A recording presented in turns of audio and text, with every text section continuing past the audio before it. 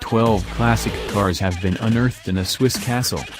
If you think barn finds are cool, just wait until you lay your eyes on this European castle find.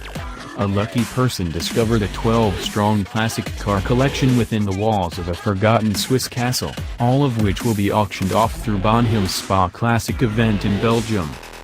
Included in the lot is a 1958 Mercedes-Benz 300 SL Roadster, which is celebrating its 60th anniversary, and 1921 Rolls-Royce 40/50ths of a horsepower Silver Ghost Double Phaeton, a 1934 Rolls-Royce Phantom II, a 1980 Aston Martin Volante, a 1981 Mercedes-Benz 500 SLC Coupe, a 1970 Jaguar E-Type 4.2, a 1967 Maserati Series 2 Quattroporte, and a 1972 Jaguar E-Type Series 2 V12.